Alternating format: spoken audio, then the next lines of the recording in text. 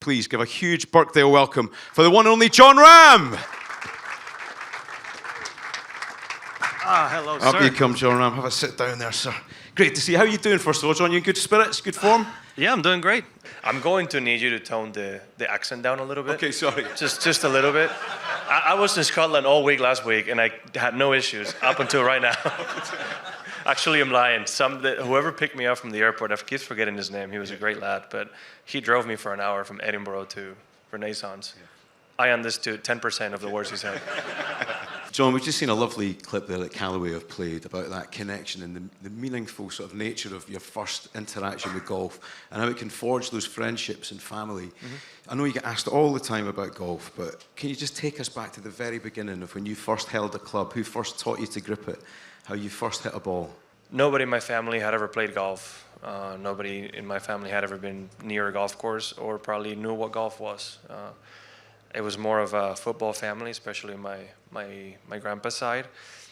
And the only reason why my dad ever tried is because part of his group of friends that were into hiking, and when I say hiking, I mean hiking proper mountains, like thinking about going to climb Everest. There's more climbing, really.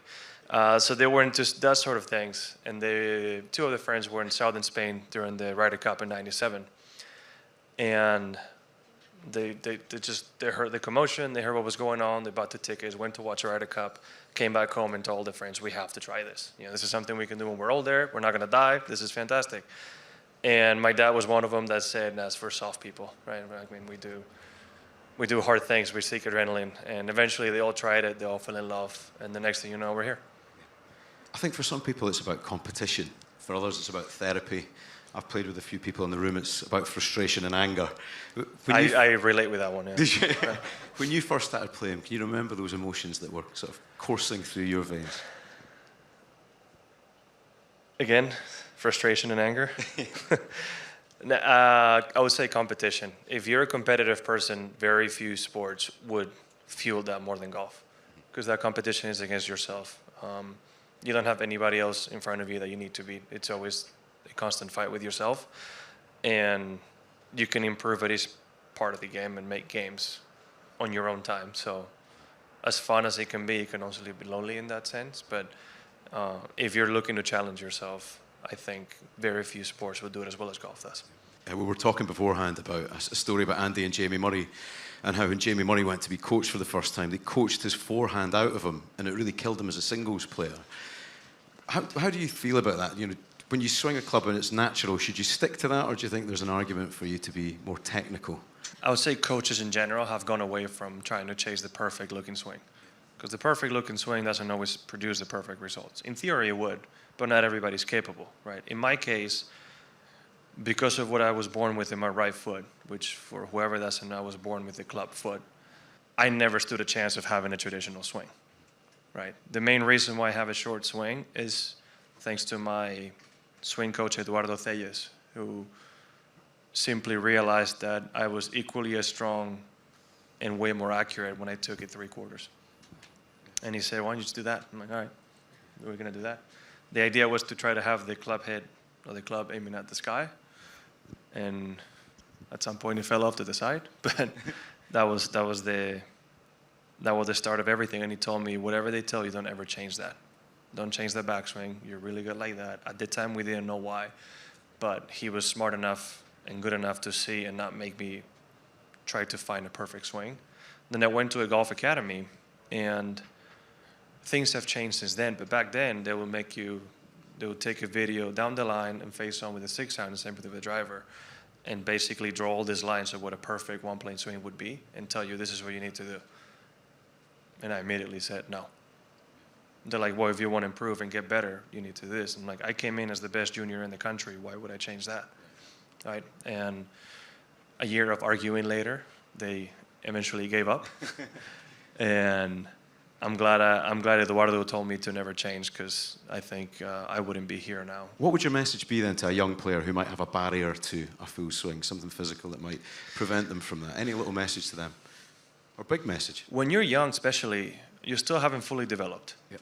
So your swing will change as you get bigger and stronger. So naturally, it's going to fall into a more athletic category. The best advice I can give to anybody is play as many sports as you can. That's what I did, and I think it got me really strong in many parts of the body that needed to be strong and complemented my swing. I'll give you an example. Has anybody here heard of a sport called high ally? You play it with a wooden paddle, or with your bare hand, or with the hook. Some people might have seen the hook. It's a basket hook where you catch it in and sling it out into the wall. It's about 40, 50 yards long, and the wall's about 30, 40 foot tall, right? Sort of like squash, but in a much bigger room.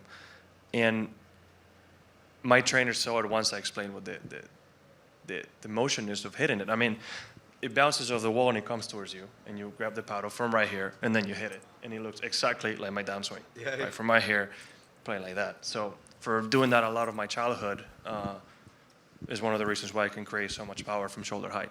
Incredible. Right? So I would say for anybody that wants to play any sport, play as many as you can, because you never know what you're going to develop and how good you're going to get at something else. Now, Jon, we're here. It's the Open again. You've been a runner-up before. Sorry to bring that up. You're very close, very, very close.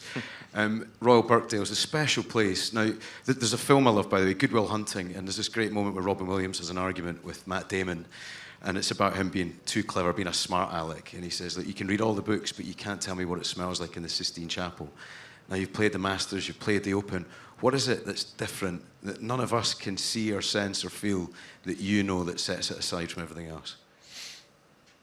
Actually, if you came and watched all 4 major championships, you could tell the difference as to why the Open and maybe even Augusta have a different feel.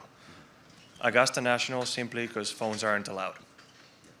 Phones not being allowed makes the patrons, the patrons be so much more engaged. And the echoes of what things happen on the golf course, with the cheer that you hear, you can immediately tell what happened. Right? You can tell when it's a hole-in-one, you can tell it's an eagle, you can tell when it's a chip in a long putt. It's something that, it's interesting, but you get a feel of what happens. You don't need to go to extremes when you come to play the Open, because the crowd, the supporters are usually so understanding of the game, and they have so much knowledge of the game and links golf in general that they understand how difficult it truly is. And you get claps for pretty much anything that happens. A perfect example is, no matter where you hit it on the first tee, you're always going to get a clap of just acknowledgement that you've started and they're sending you off, right? That doesn't always happen everywhere. But even when you make a bogey, if you make a good bogey, if you make a good par, even if the second you're off the fairway, if you just put it on the green, they acknowledge it in a way that is very special, right? And there's a different level to each clap, and I think is what makes it so special. On top of the many other things, right? But it's the knowledge of the game that everybody watching has. It's at least for me, what makes it stand out. I read about one of your coaches when you were a young man, and he complimented you on your memory and your attention to detail. So I don't know if it's attention to detail, but memory. Memory, yeah. Maybe. I am getting older, so it's just getting low. What about Birkdale then? Is there anything in particular that you could point out to us that you see that maybe the rest of us don't? It's just how hard it is, honestly. It's tough, yeah. It's just how hard it is. It's hard. It's hard. Just when you go to the first tee, you know it's going to be a long day. Yeah. It's just how it is. Would you rather it was blowing a gale or roasting hot at Birkdale, temperature-wise? I think the character of Birkdale is the weather. weather. So you need the wind. Right? You see some highlights of the year that Padraig won and how windy and rainy it was, right? Yeah. Or when Trevino did it, or how actually when Johnny Miller, I believe, won, was also firm as it is this year and very windy, right? So I think if you're an Open champion at the end of the week and it's a very windy, difficult one, I think just you have that extra on top of a great championship, right? Like if you win with 4 over par, not many people can say that, so I think that's always very special. Tremendous stuff. Right, Jon, we've got some questions here from friends at Callaway and some journalists as well, mainly journalists by the looks of it here. Michael McEwen, head of content at Bunkered. He said, it's 10 years since you turned pro. If you could go back and speak to the 21-year-old Jon Rahm, who's just won the low amateur medal at the 2016 US Open at Oakmont, what one piece of advice would you give to the younger version of yourself? I would say don't be in such a rush. Yep. be patient. I think early on I was playing good enough, but I wanted things to happen so fast, and wanted hopefully those successes to come so quickly that I got in my own way and could have done better. Or probably, just take a second and enjoy it a bit more. Calm down. Good stuff. Right, next one's from Rob Jerram, digital editor at Today's Golfer. He said, Jon, already your 10th Open Championship. Time flies. What is your favourite memory from your first 9? I would probably say that third round at Hoylake in Liverpool, when I was able to go on Saturday morning after not playing my best and got a really favourable wind and did what you never do in links golf and just hit driver everywhere. Because all these dogleg left holes that we played, like 12 and 14, where you usually had to lay up, they were all downwind. So I just told Adam, my caddy, I'm just going to say, I'm going to hit driver. And it's wet enough that if I'm okay in the rough, I'm going to be able to be aggressive. Ended up shooting 8 under and found myself in contention on Sunday, so it's probably going to be that. You're a huge fan of links golf. Would you like to see more links golf and tournaments in Britain and Ireland across the professional schedule? Yes. Excellent. Yes. Yeah, yes. I mean, you have the Scottish Open, you obviously have the Open, and maybe sometimes the Irish Open. Yeah. Not always. So I feel like 2.5, 3 events is not nearly enough for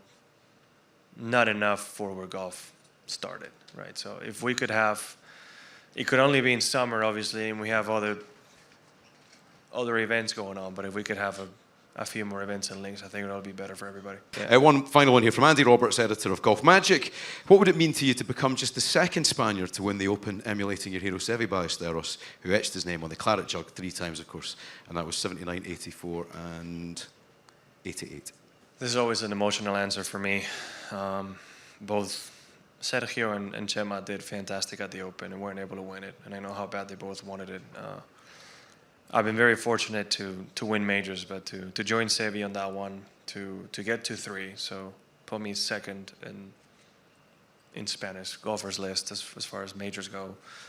To get one step closer to a Grand Slam, which it's a lot, but anytime, as far as I'm concerned, I can join Seve on anything he did in golf is incredible. Yeah. And to join my name in the claret jug would be indescribable. Was Seve and the Ryder Cup not one of the inspirations for your dad to get you more into golf, I read? Yeah. Such a big moment, wasn't it? Yeah.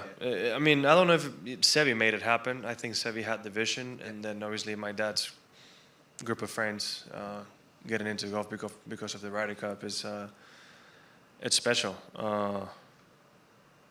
It's another event that means a great deal to me. I think this last Ryder Cup is the first time I've ever cried on a golf course. Yeah. Genuinely. Yeah. It's, if you were to ask me one of the greatest golf memories, when Shane makes his putt on 18, Jose was there, and Chema and I got quite close during those weeks as the Spanish guys right now that Sergio hasn't been on the last 2. And I don't think there's footage or pictures of it, but we hugged each other. I mean, I'm looking at one of the legends of the game, to me, one of my idols, and he was in tears. And I'm immediately in tears. And it was a good solid 5 to 10 minute hug where we didn't let go. And both of us just cried. And it's indescribable. The only times I can remember crying in the last 20 years is when my kids were born. And that, so hard to put it into words, to be honest, what that week is. Beautiful stuff. Beautiful stuff. Well, we might have some footage that might make you cry, because if it's all right, Jon, would you mind rating some swings for us? Is that all right? Yeah, that's a change in subject. It's a little change. Yeah, it's called a handbrake turn. Quite emotional now. I'll try to be. Let's cheer ourselves up. Am I saying it here? You're going to see it in front of you here, right? So we've got some swings, and I'm going to indulge myself spectacularly here, right? Because we're going to look at the first swing here and then get Jon to rate it. Now, I know you're not a coach, Jon, but please feel free to be as brutal as you like. My swing is not one that I could. Look at this guy here. On the 17th at the old course. Oh, 4 right. That's on the 4th floor balcony. Did I hit the hotel? I got a birthday, Jon, on the road home. That's good. I'm telling you. It's a good swing. Is that all right? Backswing. Great setup, good backswing. Oh, I'm so happy about that. A little tight on the turn, but yeah. That's what I call an office swing. What about the hoodie? Acceptable on the old course? That's fine. I wear hoodies. I think it's a new thing. I'm okay with it. I'm not one to judge on that. Good man. Right, let's look at the next one. Who have we got next? I think we have a Callaway ambassador here. There he is, Andy Murray. I will not say a single bad thing about Andy Murray. What do you reckon there? That's very smooth, very controlled. It is, isn't it? Yeah, for somebody who can hit the tennis ball as hard as he can, he should try giving the golf ball a bit more of a go, because that swing is very imbalanced. Yeah. Yeah. What is it? The Shakira says the hips don't lie. Look at that. No sign of a metal Look hip. at that. Strike. Yeah. I think he's off 2 now, isn't he, Andy? Yeah. Is it 2? Scratch now. Wow. You should think so. It's pretty much all he does, isn't it now? Yeah. Pretty good swing. Look, good swing, Andy. That's a fantastic swing. If he can get a little bit more speed into it, that'll be obviously the next thing to do. But I know it's not easy. Well, there we had Andy there, an athlete. Let's look at a pop star now, right? Another Callaway ambassador for you. One Direction's Niall Horan, Irish laddie. There he is. I think. Can you actually give me a bad swing so I can say something? Yeah, that looks fantastic. And what am I going to say? He's pretty good, isn't it? And it's got that Jake Knapp tempo. That's impressive. I think he's had an ACL operation as well, so Is he? plenty of mobility. What was the ball speed on that? Let's see. Let's see, what are the numbers? Oh, it's just gone. Oh, not high enough. No, Pretty good, right? I don't know how to rate this in any other way but good swings, yeah. Right, we've got one last one here, right, who's our other guest on the Callaway Clubhouse show. Have a little look at this. This is Tom Grennan, I think. And this, I believe, is the first at Wentworth. I think that might be the BMW. I mean, you can comment on the trousers or the swing. It's up to you, really. Well, I mean, you get this rain in and you have a crowd. I need to see it again. Yeah, let's see it again. I think we do Tommy need and Shane watching as well. Oh, no. I mean, it's been killing Those are the that. most perfect tee boxes on that first tee, and just leaving that divot there is going to be... It's painful. Can I see it again? Yeah, I think we can. Yeah, we're going to recue this, watch it again. So this is Tom Grennan. If you don't know Tom, he's I think he's done 3 or 4 multi-platinum selling albums now. He's pretty new to golf. Yeah, no, he's busy touring around the world. At least he's a good sport. Is that the best way to handle it? If you're in a pro-am? No, I mean, it's great. You're in a pro-am. It's going to be a long day. You just enjoy. Yeah. Tap down the divot, maybe. Yeah. Any advice for him that could avoid that in the future? I don't want to get too technical. Essentially, you need time. It's just something he doesn't have. Yeah. So whenever he's not touring, he can take a 3-month break between albums, which I'm sure he won't, and play a little bit more golf, because at the end of the day, it's just time. We should give a round of applause to the people who have generously given us their swings, by the way, and allowed us to comment. Who's given you the best piece of advice you've ever had on a golf course? Was it from a caddie or was it from anybody else? My dad always, I think one of the things my dad told me about discipline is what's always going to stand out for me, and it applies to everything. But if anybody that has kids here, and I've said it myself, how many times have you heard, oh, I don't have time to do whatever, right? And when I was in school, he told me, you have 24 hours in a day, you sleep 8, you go to school, you have 8 hours left to do whatever you need to do your homework, your exam, study, play, sports, whatever it may be. And I've carried that lesson along my whole life, where there is time.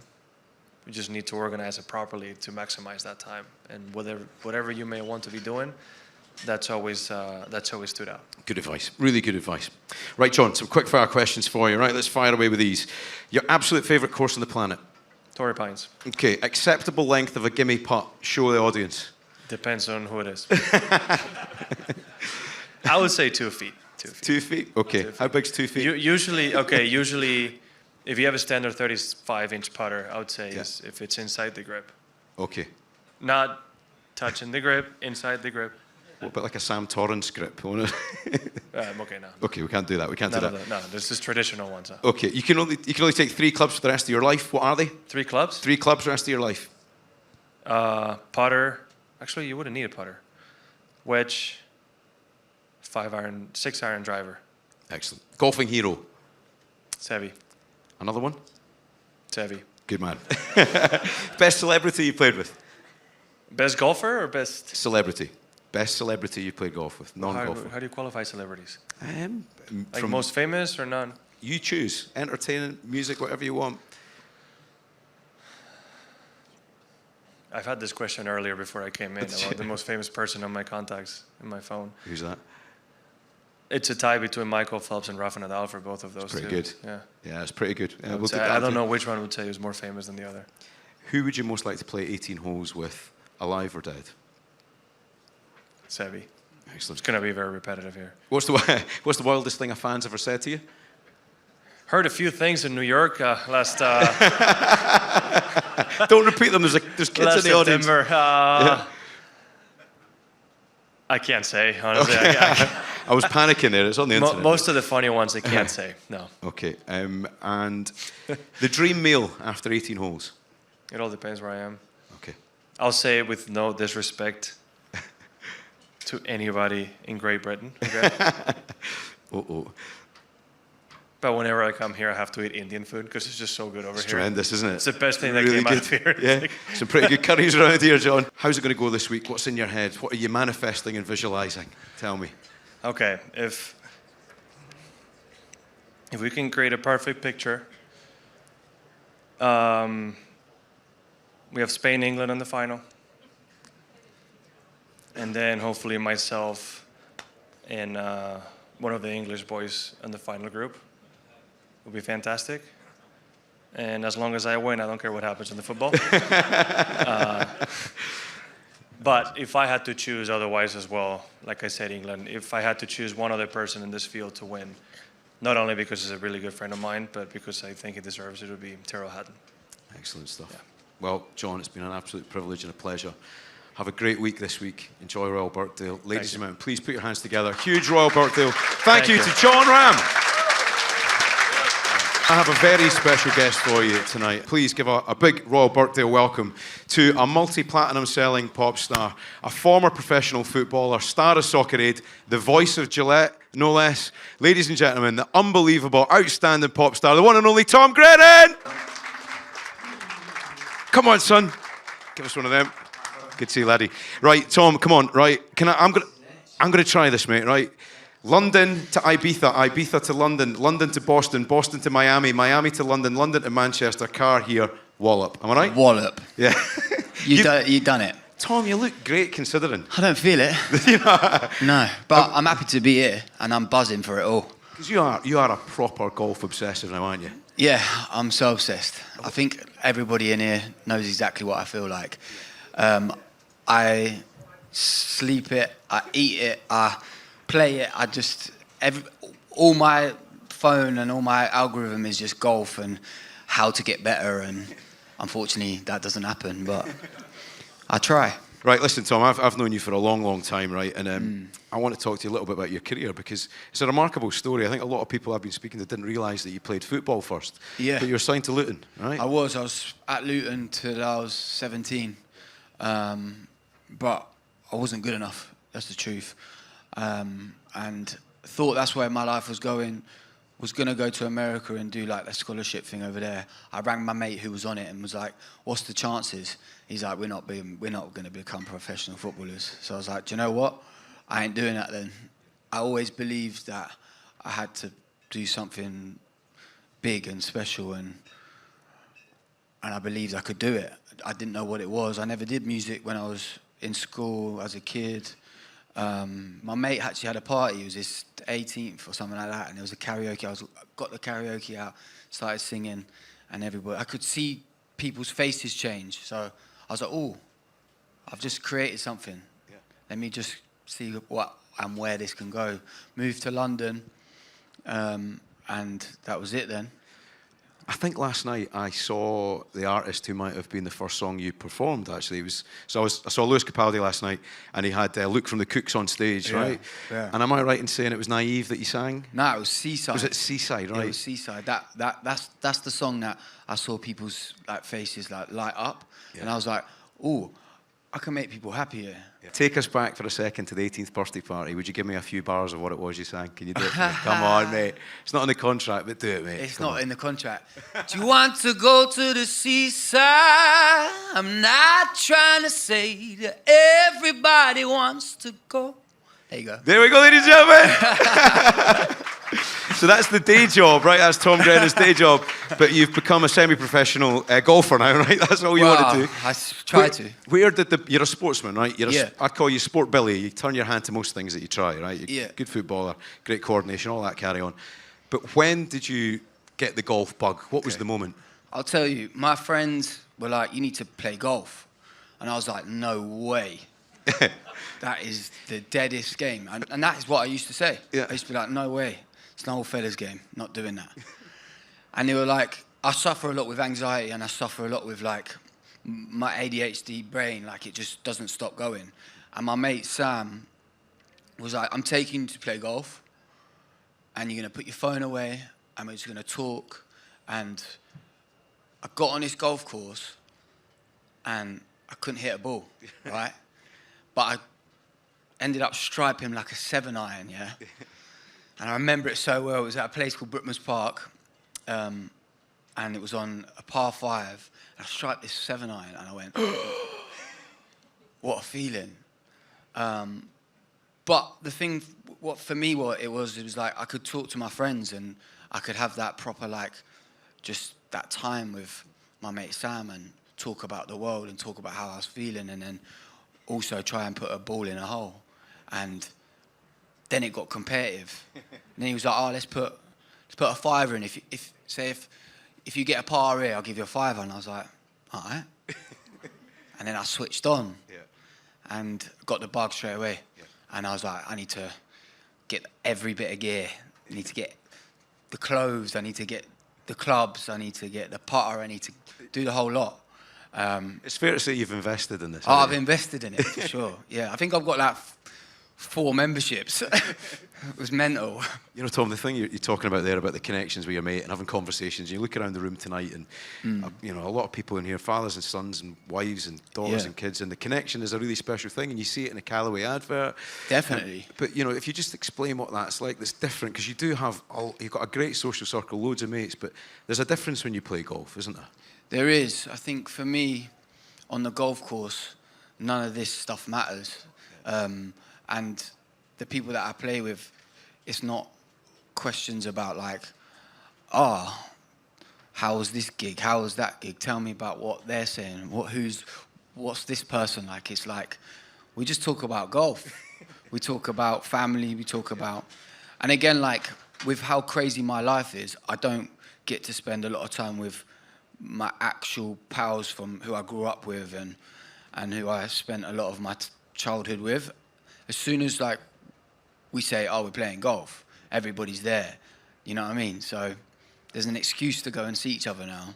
And I love it. I love like the halfway house. I love just sitting down, getting a little sausage sandwich and putting a bit of barbecue sauce in it and like looking out to like the golf course and going, I love this.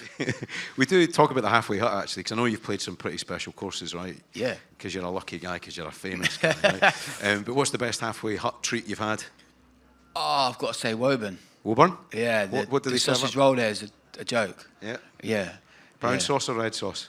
Brown sauce. Always. Good lad, correct answer. Yeah. Good man, I'm pleased to hear that. But Almost got a round of applause, that brown sauce. Yeah. But definitely up north. There's some good halfway huts around this country, like everywhere, man. It's good. Tom, do you think being a performer on stage helps you with the first tee pressure? No.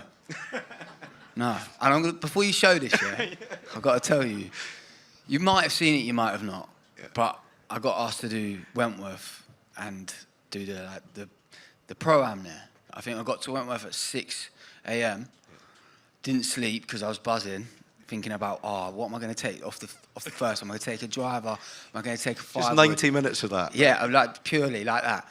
And I was like, do you know what? I won't take the driver because my driver can either be good or it can be bad. Right. So I'll take a wood. Stood up. I was in loud trousers, like checkered trousers. I thought, I look the bollocks here. And Tommy, I had Shane Lowry watching, had loads of people watching. Yeah, I was like, got this, don't worry about it. Stood up, took the 5 wood, and nearly took the head off the ice cream man. And it was so bad, and I was like, stick a flick in that, mate. Yeah, in it, and it was so bad, and the rest of the round was even worse. But I got to were there? walk with Tommy and just hear about loads of stuff, and it was amazing, man. Yeah. And about a week later, I was on the train, and I see a geezer. He's like staring at me. I was like, oh, he knows about my music, obviously. I was like, oh, nice. And he's like, I was walking off the train. He's like, oh, mate. I was like, all right, mate. He's like, you the guy that shanked it off the first? I was like, no. But, yeah, Yes, me. yeah. That's Well, me. I'm glad you teed it up perfectly, to pardon the pun, because if you just look at the screen in front of you, Tom, we're going to relive Wentworth on the first, the BMW Pro-Am. Here we are. There it is. Nice. That hat for a start. Yeah. Conditions aren't great. Slippy grips. Did that play a part? Oh. I mean, that's not even a shank. It's more of what I'd call a hike. But the whole crowd was laughing. I had to give it one of them as well. Just to like, but inside I was crying. Yeah. May I ask how often you think about this moment? Always. Just Especially like in competitions, I start bricking it. Do you know what I mean? And I played a few comps where, I don't know, I'm so competitive. Yeah. And I know like how good I can play at certain times. So I'm like, I have to play like this. Yeah. And most of the time it doesn't happen. Yeah. But yeah. You might have answered the question already, but you played with Tommy Fleetwood. But who's the best you've played with? Matt Wallace, unreal. Really? Yeah. I had a round with Alan Shearer and Ian Wright. No. Yeah. And Wright, he was unreal. Was he good? Shearer's just Shearer. You see his hands and his arms are like massive. But Wrighty, unreal. Wrighty just would he wouldn't really be bothered if he shanked one. Right. But when he hit one, you could see he's a player. Yeah. And he putted so well. Matty Cash, unreal. Yep. A lot of people, man. Yep. A lot of people are good at. If you could give anybody in here advice on how to handle nerves, because I've seen you at the Albert Hall, right? That's an incredible arena, 5,000 people. I saw you do 30,000 at Swansea. Yeah. You played the Coventry celebrations to a massive crowd. Yeah. But if you give us any advice at all on how to handle it, what would you do? I think for me, nerves, excitement and nervousness is the same feeling. So if I'm nervous ever going into a gig, I kind of say to myself, oh, you must be excited. Yeah. You just must be excited. So change that negative thought of being nervous to, I'm buzzing for this. Yeah. And that kind of really shifts my mind and the way I think. I did the Ryder, I opened up the Ryder Cup, right? It was unreal. Yeah. And that was a gig I was really nervous for. And I had food poisoning, so I was like, 2 minutes, about 2 minutes before I had a drip in my arm, and I was like, oh my God, this is going to millions of people, and I'm here in an ambulance like that. But I had to really get into a positive mindset, and I saw Rory, and he kind of just gave me a nod like that. And there's a picture of me sat on his lap, and that's why I went and sat on his lap, just to give him I went, thanks for that, bro. But he gave me the nod, and I kind of was like, oh, let me go his mindset. Yeah. Just take it and roll with it, and you'll win. We talked about iconic venues briefly there, about the Albert Hall and places I've seen you perform, but Birkdale has that aura as well, and that history and tradition. Yeah. I saw you eyeing it up earlier. You've not played it, have you? Nah. Driving in, you could see just how amazing and how big it is, and there's definitely an energy here. Right, Tom, you've got a decision to make here, right? You win the British Open, or you have a #1 album for the best part of 20 weeks, or a World Cup, winning the World Cup with Ireland or England. Yeah. Which one are you having? In my older age, I've always 32 years old. 31, bro. 31, sorry. Don't kill me like that. In my older age, I've always said, I always wanted to be a footballer. But now I think golf is the best job in the world. Yeah. You get to follow the sun, play golf, and walk loads, and just chill. Don't get me wrong, it's a stressful one if you're top player. Yeah. But I think I'd take the Open, Yeah, would you? Yeah. Good Why man. not? Yeah. Good man. Right, Tom, I'm going to ask you to do a little challenge. You up for a bit of skill school? Yeah. Now You've got two options, right? You can do keepy uppies. No, I can't do that. Keepy uppies. Do you want to try and beat the record? Oh, I won't. You won't beat it? I'm so rubbish at that. Okay, right. I was going to I ask can give you it a to go, do- though. Well, you can give that a go, and we've also got a football there, right? So, how many keepy uppies do you think you can do in a pair of Gucci loafers? Otherwise, What, with a football? Yeah. You choose. You can try and do it with a keepy uppy. I reckon no one wants to see me kick a football, though. They want to see So golf. you do the golf, right? Come on then. Right, you've got 3 options here, right? You've got a 58, a 56, and a 60. I'll take a 60. Take a 60. Good choice. Good choice. It's a professional's choice, right? And I've got. How high can I hold it wherever I want Did it? you see people moving on the front row there because they thought you've got form here, right? You don't want to knock anybody out. But Yeah. I'll take the mic so you can drop in yourself. Ready for this? This can be one. Right? Yeah. Just don't do one. Ladies and gentlemen, we're going to start the clock. Where can I hold So I'm going to. I would recommend. Up here. You've got 30 seconds. I would hold it sort of mid club. I'm thinking like here. Oh, you're going to. You do what you want, mate. I mean, that's kind of bending the rules, isn't it? Will we let him do that? Yeah. Right, you've got 30 seconds. Tom Grennan, right-handed here. On my mark, when you're ready, go. 2. Right. We'll call that a mulligan. Right? Have a wee roll, right? Breakfast ball. Yeah, we're going to have some breakfast ball, right? 1, 2, 3, 4, 5. There, 5. Tom Grennan, ladies and gentlemen. Hey! You go, mate, have that one. How many can you do? I should have a go. Yeah. Right, come on then. Let's see, we go. Right, 30 seconds. I've not been drinking today. Oh, you're decent. What was that? 6? 7. Ah, you're the leader. Round of applause. Go on, mate. Cheers. Thank right, you. okay. You're not going to struggle beating that. Right, quick fire questions then. Tommy Grennan, let's see, we'll find our notes here. First of all, favourite course? St Andrews. Old course. Old course. Good yeah. lad. Acceptable length for a gimme putt? The length of a putter. Fair dues. Yeah, We'll give you that. I'm generous. You're a generous boy. Yeah. You can take 3 clubs for the rest of your life. Just 3 clubs. Which ones are you taking?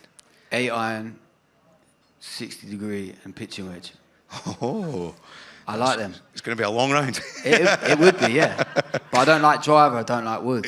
I like it. Your golfing hero? Shane Lowry, you know. Right, one person, living or dead, famous or not, who would you most like to play 18 holes with?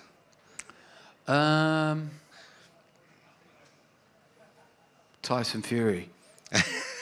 That's a lively round, isn't it? Lively. Yeah, long set of golf bats for him. Yeah. Dream meal after 18 holes? Oh, steak and chips. Love Good it. lad. Good Yeah. lad. Brown sauce again. Nah, peppercorn sauce. Oh, you've changed. Yeah, You've I've changed. got posh. And should I ask this? Wildest thing a fan has ever said to you? Bear in mind, there are some children present, Tom. Oh, They do shout one thing at you, don't they? Because What's you that? are the voice of... huh? You're the voice of Gillette, aren't you? Oh, I am. You get that shouted at you quite a lot. Yeah. I think that would probably be it, yeah. Would When you I like- was recording that song, I knew. I was like, this is either going to be like, no one's going to know it. And that's why I kind of did it. I'm not going to lie. I was like, I'll take the dough, yeah.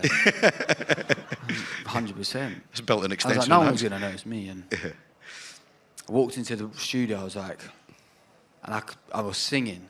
Yeah. I was like, this is probably going to be my biggest hit. I know it. Turns out it is. It's done really An well, isn't it? advert. But people think it's cool. I do too. Yeah, it's cool. Tom, one last question. Yeah. The Open kicks off in Birkdale this week. Is there anybody that you would I'd be love putting to your see money on? Fleetwood win. Yeah? Yeah, I think it's his time. Do you think it's his time? I do, yeah. Good man. Yeah. Good man. Tom, it's been a privilege to see you Thank again. you very Great to much. catch up. Ladies and Appreciate gentlemen, it. Tom Grennan. Thanks, guys. Thank you.